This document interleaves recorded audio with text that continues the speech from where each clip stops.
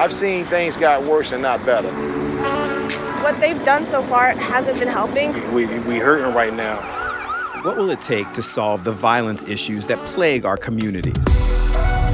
It's such a systemic issue. Opinions vary over what's the most effective solution. You got to blame the whole system.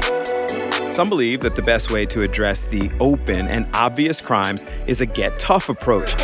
Others think that proactive solutions work best. I think like the cameras is good, and I feel as though more police patrol. Essentially, it's to first galvanize our community. Make sure our community gets on point and is ready to stand up for itself. The discussion's dominating politics. I will tackle gun violence. Stop the sense of lawlessness. I've talked about the importance of pulling multiple entities together. There's no visible police presence on our streets. We need that. Day one, I would declare a crime emergency. Making ski masks illegal. These levels of gun violence are completely unacceptable. It's a priority for multiple universities in our area. We have lots to do, but it is going to be with a whole lot of listening. I have hope, but I feel like there's been a lot of empty promises in the past. Students don't feel safe on campus. And obviously, it impacts all of us who live here. People are getting fed up. It's dangerous. I'll be in my house in the bed and I can hear them pow, pow, pow, pow, pow. The thing is, we need to get to the more solutions and not keep continuing doing the old tactics. People are changing their means of travel, staying in the house. Every day I walk out in the street, I'm afraid. So are we soft on crime or tough on crime? And what does that even mean? And soft and hard? Like, what exactly are we talking about here? Let me just leave it at that. And will it make a difference until we address real root causes? If we take responsibility for our own, it will be hope. But everybody got to be accountable. This is Save Our Streets, smart on crime. How do we address the violence in our communities? It's the theme of our ongoing SOS series. I'm Bill Anderson, and we hear so much about being soft on crime or hard on crime, but what about just being smart on crime? For the next 30 minutes, we'll talk to former and current police commissioners, technology experts, a chief in a neighboring city experiencing success, and start with our Philadelphia DA, all in an attempt to better understand getting smart on crime. I mean, this stuff is rough. Seeing these videos of people killing people, seeing photographs of a deceased teenager who's been shot in the most vicious ways, this is really rough. But we always have to guard against the possibility that our emotion just runs away, and then we make political decisions, or we make emotional decisions instead of making decisions that are actually going to improve things. When you talk about dealing with crime and violence in our city, there are few people more discussed than District Attorney Larry Krasner, so it made sense to get his take on this topic. There have been 8 homicides in the space of 72 hours. What does being smart on crime mean to you? To me, being smart on crime really means 2 things. It means that our enforcement has to be modern, it has to be rooted in forensics, it has to be accurate, it has to be effective, but it also means prevention in a serious way. In many ways, it means looking at everything that's broken and trying to fix it. Every week, the DA's office does a community press conference. His presence in a lot of ways serves as an example of the challenge of trying to satisfy a city afraid of what we're experiencing every day. Let me mention to you a poll that was done when I was running for re-election in 21. We did a poll that said, are you worried about public safety? Answer, yes, of course. We were in the middle of a terrible gun violence crisis in the pandemic. And at the same time, remaining committed to a criminal justice reform movement that got him more than 70% of the electorate in his last election. Show me what democracy looks like! And how would you spend money to fix it? Only 15% said spend it on police. 85% said spend it on other things, and when you looked at the list of other things, it was over 50% were saying spend the money on nonprofit, community-based organizations that are not connected to law enforcement. This is a historic moment in the history of the city of Philadelphia. Alternative and proactive measures to hopefully reduce violence, combined with forensics and technology to hopefully increase the clearance and conviction rates, are what the district attorney defines as smart on crime, even if it directly conflicts with those who use terms like soft or hard on crime. Soft and hard? What exactly are we talking about here? Or were you just trying to be safer? Because if we're trying to be safer, we have to change things. Determining if we're smart on crime, according to D.A. Krasner, means addressing long-standing practices of our justice system. So this narrative is completely divorced from reality. The American public safety system is a failure. It's been a failure for decades. This country is not interested in going backward to simply locking everybody up when it doesn't fix anything. We need to do some things that can actually work. And if we look at examples in particular states or in other countries of what works, prevention works, forensics work, modern enforcement works, investing tens of millions of dollars into community-based nonprofit organizations works. You end up with fewer people in jail and fewer people being harmed. He made it clear that he believes in the reforms that have been a staple of his time in office. Their methods, which have been the death penalty, mass incarceration, mandatory sentences, have been ineffective. But that's not the same thing as ignoring the fear and emotion that we all experience when we see video like this. Chaos, confusion at the Fashion District this evening. Police were there in response to a fight inside. You ever doubt it when you see the flash mobs at, Fashion Square, when you see those types of things? Do you ever question whether this is the right path? So we know that there are things that we are probably doing wrong. We're doing them, we think, for the right reasons, but we know that there are things that we may be doing wrong. So do I doubt that prevention works? Absolutely not. Do I doubt that superior modern law enforcement works? Absolutely not. I am 100% convinced both of those things are crucially important, and we should constantly be questioning whether we're doing the best job at those. There's a double shooting that occurred Saturday, May the 21st. The results of this approach to smart on crime, according to District Attorney Krasner, will be incremental and take time, a result of years of practices that he says have to be changed if we truly want lasting improvement in public safety. With our election cycles of 4 years or 2 years or 6 years, everybody's looking for short-term solutions that have not worked. Because, once you set up a particular kind of machine, and ours is a punitive machine that does not rehabilitate and does not solve the original problems. This man has denied that there is even a crisis of crime. Once you set that machine up, it takes a while to fix it. The public's patience with this approach and how long it lasts, that remains to be seen.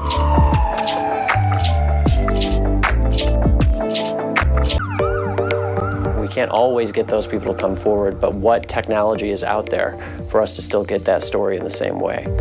Law enforcement across the country continues to discuss the need for more, but we decided to check out 2 local departments and see what that means and how it differs. And that's one of the things our unit works on, and one of the things we invested in to help the city of Philadelphia was to obtain machines and instruments that would help us comb through electronic evidence.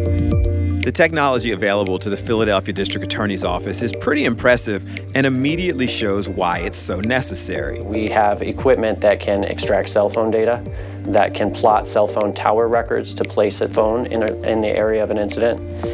We have analytical machines that can go not only through a cell phone, but can go through Instagram, any type of electronic evidence that you could think of, and can pare that down within moments, where before it was taking us years and we were doing it by hand. And this is just a small sample of the type of smart policing technology available in Philadelphia. We have installations of video cameras coming. Cameras are, again, a silent witness that we can use for our cases to clear them and also help with the convictions. I cannot overstate the importance of having video available and having the community know it's available and having people who might be thinking about committing crimes knowing that it's going to be available. So all of that is coming within the next 2 years on this grant. The question will be, once that grant funding runs out, is the city going to see that this is a valuable component, and will they be able to continue to fund it? But listen closely to that last statement, questioning the funding, because Philadelphia is way behind on law enforcement technology, with much of it just being implemented in the last few years. So if Philadelphia Smart on Crime technology is an example of the beginning of the process, go right across the bridge into Camden, New Jersey, and you see what Smart on Crime technology looks like a few steps ahead. So this is our command center. This is pretty much the brains of the operation. Each day there's a deployment plan put out on where exactly the officers are going to be deployed. With what they call virtual officers keeping watch, allows them to have more eyes on more areas, and it's getting results. Just a couple days ago, our virtual patrollers saw some suspicious activity, and they see a guy putting a gun in his waistband. We send units in, they get the guy, no use of force. More than 3,000 cameras, both funded by the police and private cameras they've been given access to, are keeping watch as a prevention tool. And the shot spotter system that they demonstrated for us provides an exact location of gunfire within seconds. Utilizing this system, the cameras, we were able to identify their path to escape, track down the vehicle, and then shortly after make some arrests on this. But this system was key in that investigation. And if all of this seems potentially invasive, I'm asked often, are people upset that you're invading their privacy by... No, the community wants a camera on their block. They want more cameras. Philadelphia continues to look for ways to fund and expand our technology, or so-called smart policing, in a way that Camden, an admittedly much smaller city, has. Because aside from the obvious results, Camden says, and Philly agrees, that as we police smarter, communities tend to step up as well. But this is definitely a component of what we need in the city. We need these technological gains to help us with our clearance rates. I think the more that the community sees that the police department, the DA's office is working on those angles, the more the community is going to be willing to come forward and do their part as well.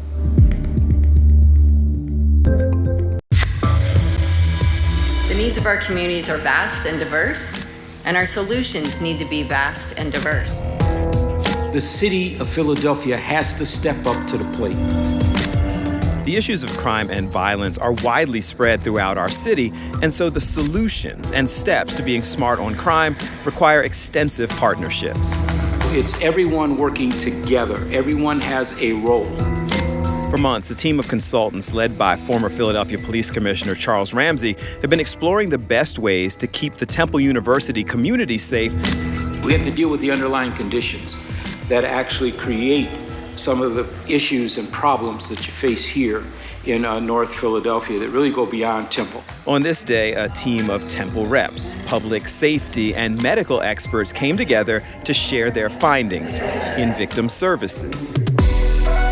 In addition to our frontline care, we must address violence's root causes. It must be about educating the young people we see in the trauma bays. So it's not just law enforcement, it's also other services. We talk about mental health, we talk about a variety of things here. All these forces have to come together to have an effective strategy to deal with the variety of issues that you're confronted with. And although a lot of the Smart on Crime approach was about addressing root causes and offering community support, there was, of course, also a discussion about strategic policing and how to improve what is currently being done. We track their pedestrian contacts, their business place checks, so actually physically getting out of the car and going into businesses and making contact with them. It's requirements for foot patrol hours. The Temple University study was a great explanation of how many factors have to be considered when the goal is a reduction of violence. It's something like trash collection. That's a safety, a community safety issue. Mental health is a community safety issue. Landlords that don't take care of their property is a community safety issue. And another often underemphasized issue in addressing violence is community skepticism. The problem we have in some communities is they simply don't trust government. It's not just not trusting police, they just don't trust government. And they've been let down before.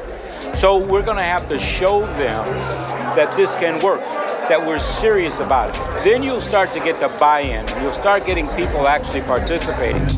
The Temple University findings involve 68 recommendations that include short, middle, and long-term solutions, and that's what former Commissioner Ramsey defines as smart on crime. I think it's being smarter. It's using all the resources that you have at your disposal to deal not only with crime, but all those factors, underlying factors that actually create an environment where crime can exist.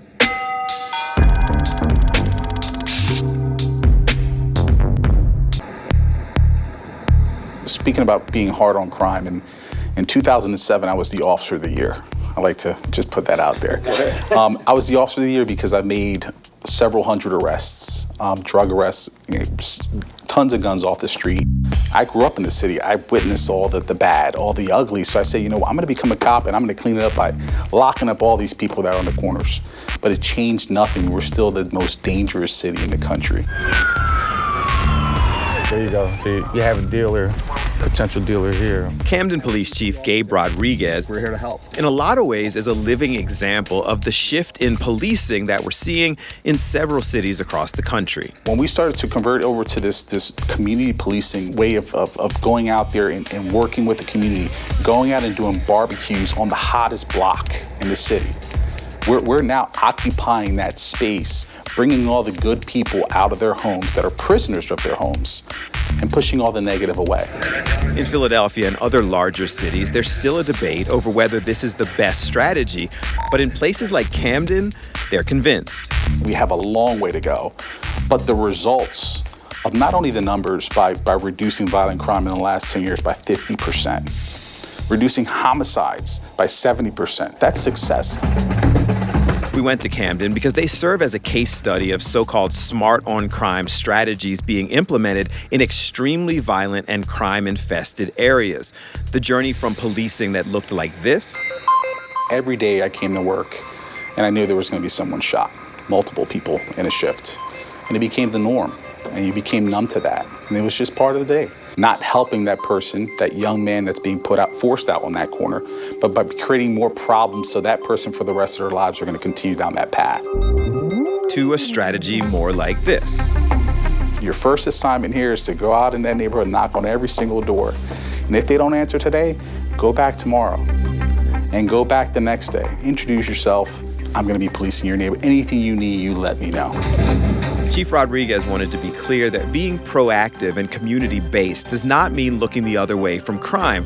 Quite the contrary. We're going to knock on your door, and we'll let you know we know what you're doing. We want you to know that we have an eye on you. We're not going to hide this. We're not going to drive around in these undercover cars and try to catch you doing wrong. We want you to know we're watching you. And if you're going to do something wrong in the city, we're going to catch you, and you're going to be prosecuted to the full extent. The goals are the same no matter where you are, safer communities. Unfortunately, there are still way too many questions across our country over how we get there. Being aggressive, going out there kicking in doors, chasing cars, those are things of the past. And I think the way to do things now is by occupying the space and making the most of that time by having positive interactions.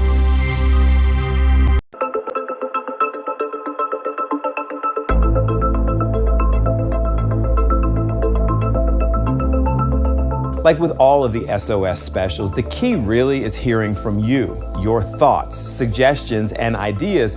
So reach out to any of your Fox 29 family, and together we'll continue to try and save our streets. I'm Bill Anderson, and thanks for watching.